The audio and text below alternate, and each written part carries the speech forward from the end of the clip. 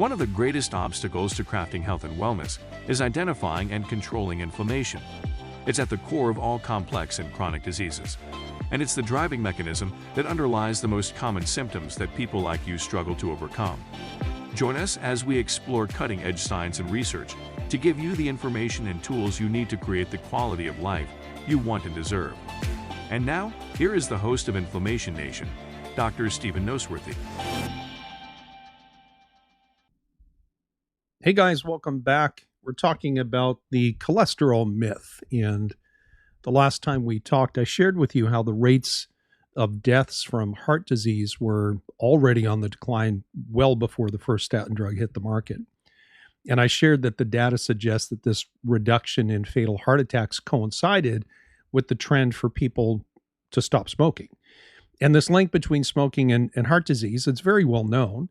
And, of course, this chat we're having isn't about tobacco. It's still about cholesterol and how the push to get more people on statins at best has resulted in minimal reduction of deaths from heart disease. And if you remember that concept of the number needed to treat that we talked about, then you know that for a statin drug to save one life, there has to be anywhere from 83 to 212 people on statin drugs unnecessarily for that one person to benefit. And it's a range depending on if the people taking statins have a history of known heart disease, if they're just newly diagnosed, or they don't have a disease yet, but they have certain risk factors. And maybe what's worse, some of the people taking the statin drugs unnecessarily are going to experience side effects, some pretty nasty side effects, like the statin-induced myopathy, and even worse, some will develop or exacerbate type 2 diabetes. Not sure that that's a great trade-off. But I wanted to share one more point here on smoking and tobacco. Remember that I told you that deaths from heart disease increased from the early 1900s, and they peaked in the mid-1960s and then started to go down when the Surgeon General's report came out saying that smoking significantly increased heart disease and heart attacks and fatalities. Now, you can do this yourself. You can just go online, go to Google or something like that, and just search for tobacco use by decade, and then search heart attacks by decade or deaths from heart attacks by decade. And what you're going to find are two charts that look pretty much identical, meaning that the rise, the peak, and then the reduction of heart attacks almost exactly parallels the rise, peak, and reduction of tobacco use. And, it doesn't take a rocket scientist to put two and two together to conclude that as more people started smoking in the 1900s, more people started dying from heart attacks, and both charts show the same peak in the 40s, 50s, and 60s, whereafter both started to decline.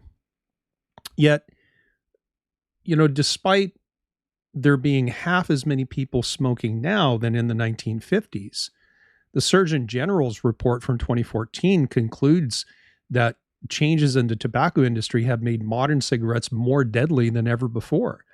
And they cite the rise of lung cancer and COPD, or chronic obstructive pulmonary disorder. So fewer people smoke, but more people who smoke get diseases at higher rates than ever before, not just heart disease, but lung cancer and respiratory disease.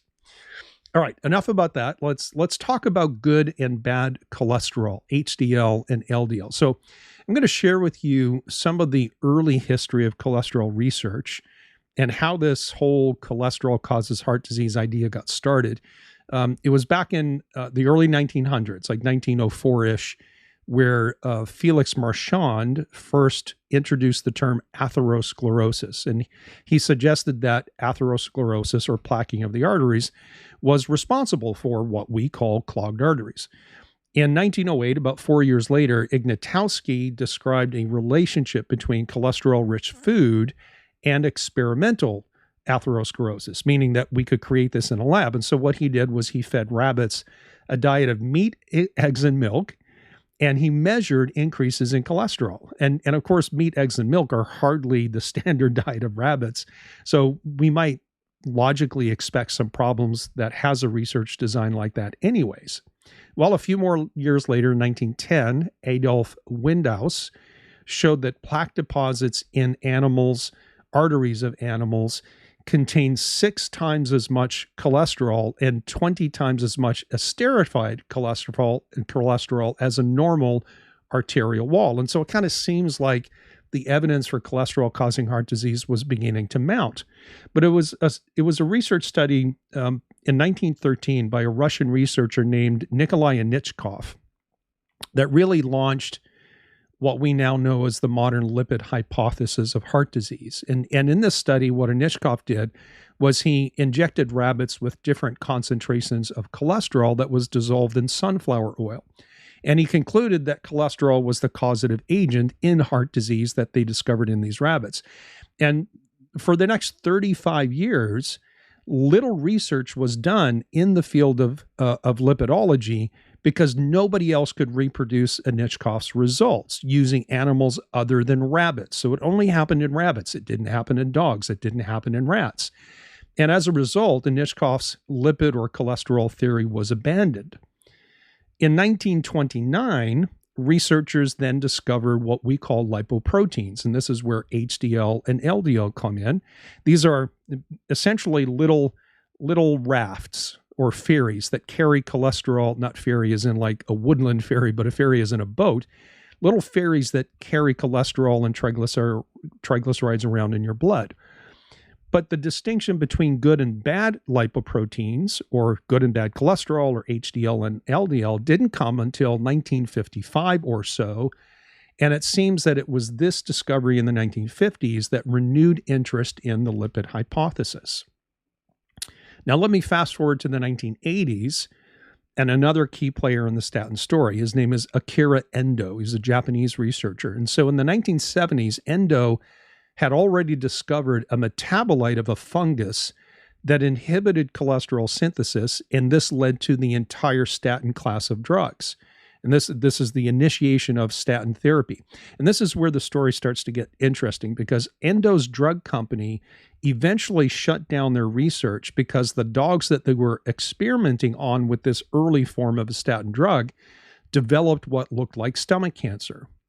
Some of them developed cataracts, and other animals, dogs particularly, they went completely blind. And somewhere around the same time, there was another drug company named Merrill, who was one of several companies that were racing to be the first to develop a workable statin drug. They were sued for civil damages and had to pay $50 million to people who had taken their drugs and experienced major side effects. And that was a massive sum. $50 million back in the 1980s was an awful lot of money. And during the court case, it was discovered that the executives of this company called Merrill knew of the potential toxicities, and they lied to the FDA about it. Now, don't get me wrong. I'm not saying that modern statins do this, but this is the history of statin drug development. And it's a little dark and murky and sometimes riddled with controversy because even back in the 1970s, there was fervent criticism by many physician groups about the idea that cholesterol causes heart disease. Most of them thought it was absolutely ridiculous. Now, I've heard stories that I haven't been able to confirm myself that in the 1980s, Endo went back to Anichkov's original research from 1913, and he tried to duplicate his experiment. And apparently what Endo discovered was that Anichkov didn't inject those rabbits with pure cholesterol, which we know at the very least it included sunflower oil, right? So it was cholesterol dissolved in sunflower. But according to the stories that I've heard, the solution also contained a synthetic preservative that later turned out to be pro-inflammatory. And so some people speculate that the reason why Anichkov showed that cholesterol injected into rabbits led to heart disease wasn't because it was the cholesterol that damaged their blood vessels, but actually it was the synthetic preservative, which, being pro-inflammatory, that was the causative agent. And again, the story goes that Akira Endo redesigned Anichkov's experiment, and he did separate out pure cholesterol by itself with nothing else, and that injecting pure cholesterol into the rabbits didn't cause any heart disease. Now, so take that for what it is, but it's an interesting point in the story of how all this came about. So I think if you sit back and you look at the history of how this developed, we really start to see the true story emerges, because we went from this very simplistic thought that cholesterol causes heart disease to the understanding of different types of cholesterol, which then divided total cholesterol into good and bad, right? HDL cholesterol is the good guy and LDL cholesterol is the bad guy. And so the efforts then to lower the rates of heart attack and stroke started to focus not necessarily on just your total cholesterol, but specifically the LDL cholesterol, which worked in some cases and didn't in others. And I mentioned recently that, a more recent study showed that 75 to 85% of people hospitalized for heart attacks on statin drugs have normal cholesterol, yet they still had heart attacks. So clearly there's more to the story. Now, just over a year ago, in April of 2020, the journal called Biomedicines published a review paper. Now, I want to read, it's just like 3 sentences long, but let me read to you the paper's opening statement. It reads, quote, "Despite significant medication-induced reduction in LDL cholesterol, a large pool of cardiovascular disease risk remains. The often quoted 25% relative risk reduction attributed to LDL cholesterol reduction is actually only a 3.5% absolute risk reduction." End quote. So let me translate this to you, because what we've all been fed about the success of statin drugs is what you could call statistical jibber jabber. It's not an official term. I just made that up.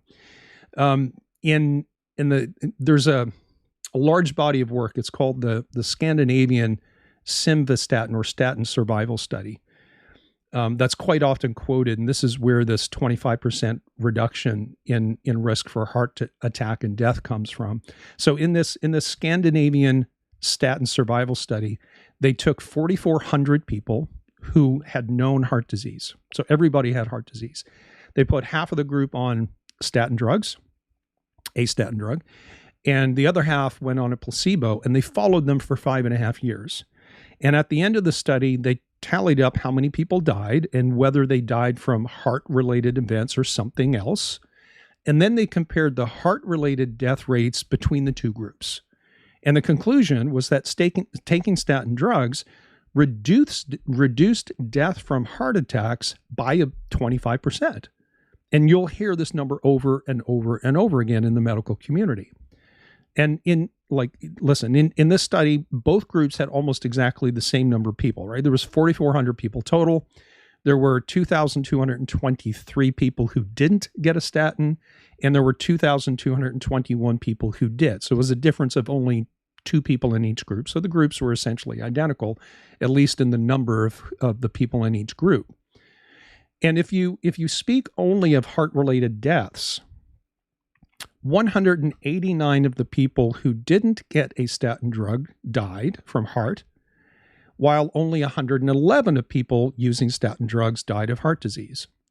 That is a 25% reduction. From 189 down to 111 is a 25% reduction, and it sure makes it sound like taking a statin drug is a good idea.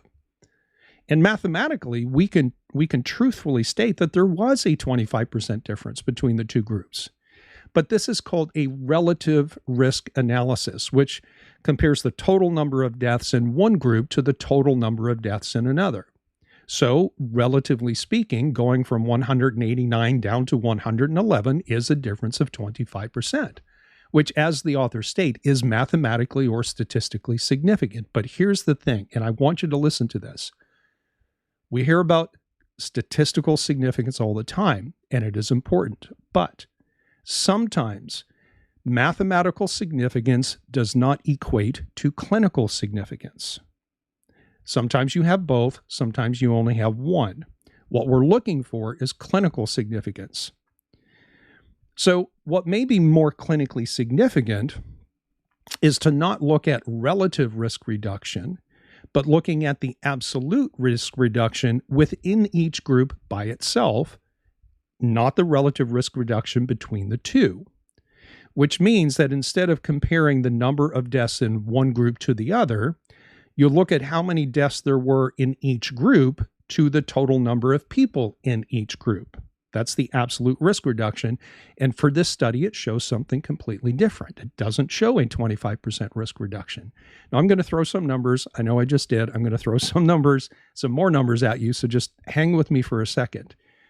So in this placebo group that did not get a statin drug, there were 189 deaths out of 2,223 people. That means that 8.5% of the people not taking statin drugs died of heart-related issues.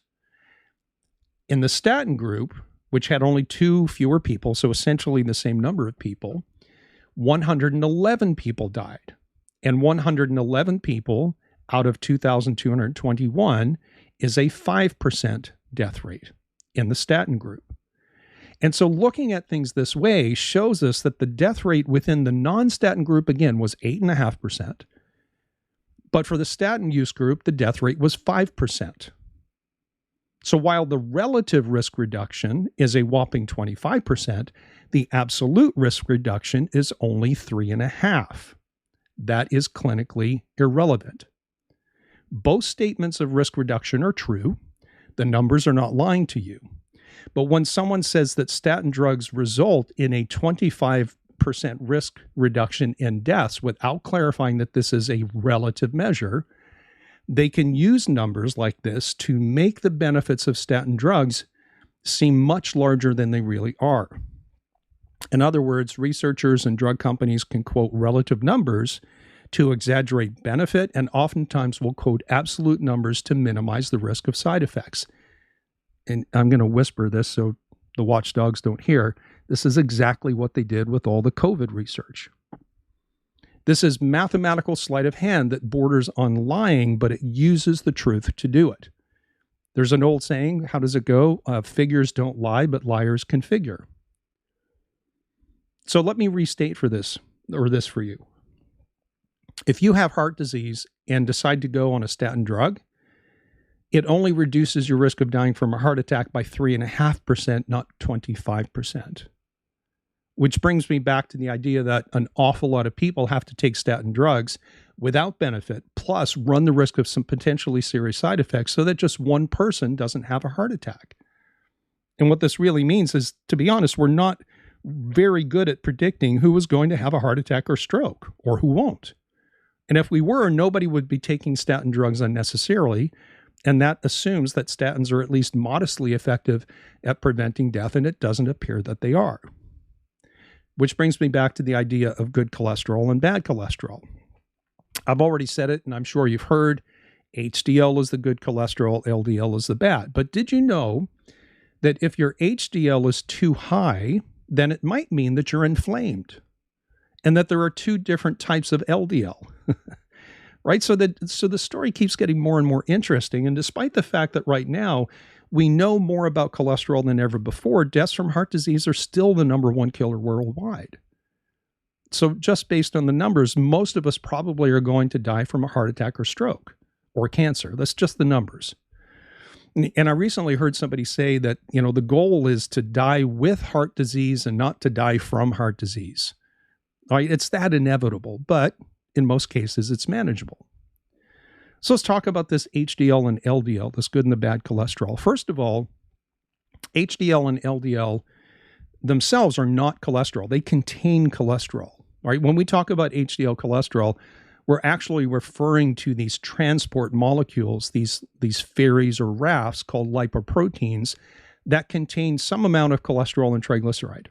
And that allows us to move cholesterol and triglycerides either into the body and into the tissues or out of the body to get rid of it. So think of HDL and LDL, these lipoproteins, as buses or ferries that carry people or cholesterol and triglycerides from one location to another. And HDL is typically called the good cholesterol because it picks up cholesterol and triglycerides from the body, from the tissues, and brings them to the liver to be processed and eliminated. And so it's called good because of the idea that too much cholesterol in the body is bad, which may not be true, so that anything that gets rid of cholesterol must therefore be good. That's the logic. I'm not saying it's good logic, but that's the logic.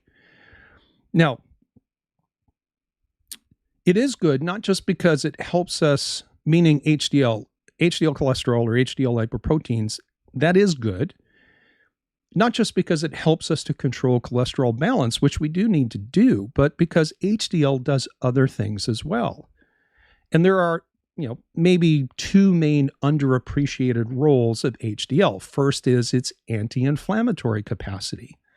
HDL has both anti-inflammatory and antioxidant functions, and it can inhibit how inflammation damages the bad LDL cholesterol, which is kind of what turns it toxic.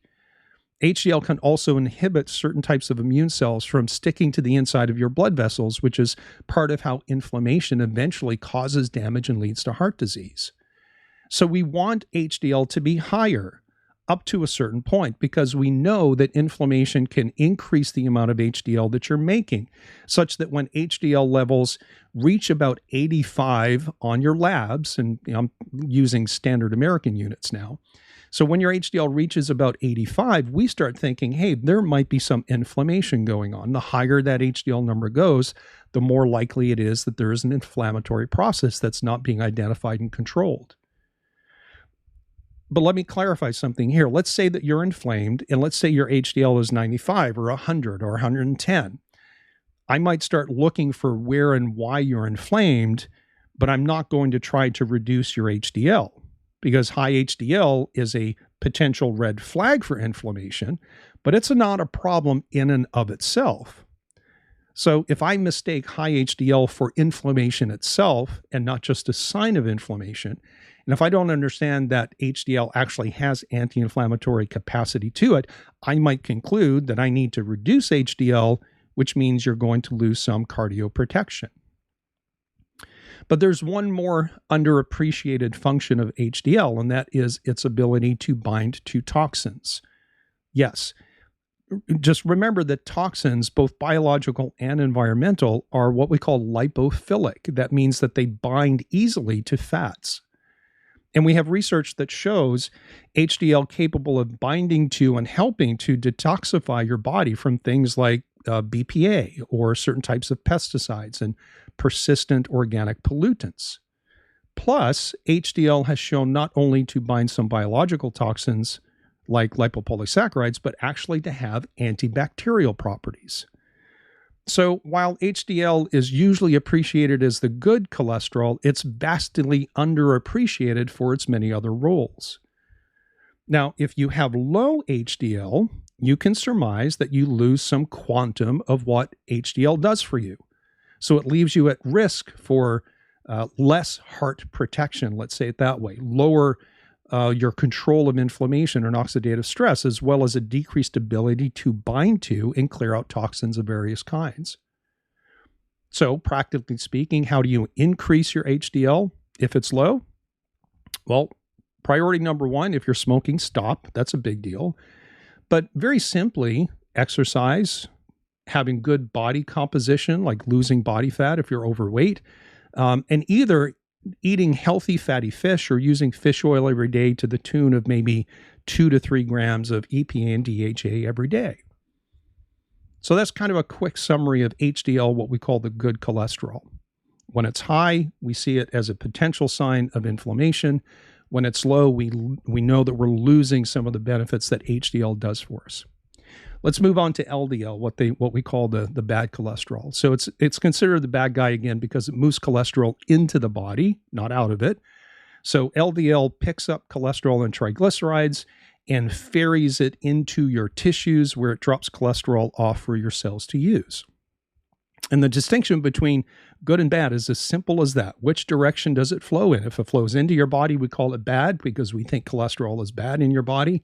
And if it brings it out of your body, like with HDL, then we consider that good. But, that obviously is very, very simplistic. Remember in 1955, I said that we started to understand that cholesterol was again transported in the body in these lipoprotein ferries, LDL and HDL. But it wasn't until sometime later than that we understood that there were subtypes of both HDL and LDL. And this might be why some people have high LDL, but they don't have heart attacks. And it might also be why people have normal LDL total and they still have heart attacks, right? It turns out that LDL as a parent category is made up of two different subtypes, one of which carries more risk than the other. And that subtype of LDL that carries more risk is called small, dense LDL. The subtype of LDL that carries much less risk is called large, buoyant LDL. So we have small, dense, which is risky, and we have large and buoyant, which is less risky. So when your doctor runs your labs and says, hey, your cholesterol is high, that usually means that your LDL is high because it makes up about 70% of your total cholesterol. So high cholesterol usually means high LDL, but that doesn't tell you if your LDL is the risky small dense variety or the less risky buoyant large variety. So to understand if high LDL is even really a problem for you, you have to test one layer deeper to see if your LDL is mostly small and dense or mostly large and buoyant. And that testing is now readily available with tests, kind of like they call it the NMR test or the LDL subfraction test. So the next time your MD says that he or she wants you to go on a statin drug to lower your LDL cholesterol and reduce the risk of having a heart attack, you should ask them if your LDL is the risky small dense type, usually shortened to small dense LDL, or is it the less risky large buoyant? And so the evidence right now is quite clear that having a higher small dense LDL is far more predictive of heart disease than your total LDL and way outperforms your total cholesterol in terms of predicting risk. And what this means now is that you should never be satisfied with a simple lipid panel, your cholesterol panel, to gauge your risk of heart disease. You simply can't extrapolate with any degree of certainty who will or will not get heart disease, let alone die of heart disease, by looking at your total cholesterol and your total LDL because you can't see the subtypes. So if that's what your doctor or doctors are basing their decisions and recommendations on, then you can assume that they're either not up to date or, maybe simply being lazy and not doing their job, because it's a lot easier just to write a statin drug prescription. It's much easier to do that than it is to see high cholesterol, order more tests, more detailed testing, or heaven forbid, actually tell you, stop smoking and get your act together by improving your diet and your lifestyle. It's much easier to pull out a prescription pad. Now, don't get me wrong. I've said this so many times on the podcast. Like, I, for one, am very grateful for conventional medicine. It serves a crucial role in emergencies and established diseases. I myself have been on the receiving end of very good conventional medicine with orthopedic injuries and surgeries by great medical doctors and nurses. But when it comes to cardiovascular disease, thinking that we're going to save the world one statin drug at a time is folly. It's foolishness. And thinking that all you have to do is take your statin and you're going to be healthy is, again, folly and foolishness. Even if we accept that at least some of the risk in heart disease does come from alterations in your lipid balance, and it does, we still haven't asked why that happens. We haven't asked about the root cause of changes in HDL and LDL and triglycerides that lead to the risk of heart attacks and stroke. So what is the root cause? Well, for some, there's genetic predisposition. If you have a family history of early death from heart disease, this could be significant for you. But, for most of us, we don't have that family history. But regardless, even if you have a genetic profile that's working against you, the answers to reducing your risk for heart attack and stroke lie in the same place. You have to work on shoring up the foundations of your metabolic health. So when I teach this to doctors in weekend seminars, and I'm getting ready to fly to Boise to do that just in a week or so, we don't talk about cholesterol and heart disease until we cover the functional foundations of health first, because that's where the greatest opportunity for improvement and protection for your heart comes from. So quit thinking about HDL as, purely the good cholesterol, the higher the better, could be a sign of inflammation. Quit thinking of LDL as the bad, because what type of LDL do you actually have? Understand that higher HDL may mean you're inflamed and toxic. And it's good that your HDL is high, but it shows you that there's something else going on. And a high LDL isn't that bad when most of your LDL is this large buoyant type that carries much less risk than the small dense type. So as I close for today, let me go back to the book, The Cholesterol Myth, that I mentioned before. In that book, the author, Dr. Steven Sinatra, who's, I'm sure he's retired at this point, retired cardiologist, he describes small, dense LDL as a bullet and large, buoyant LDL as a beach ball. Right? If your blood vessels get hit by a large, buoyant, soft, squishy beach ball, it's not going to hurt the blood vessel.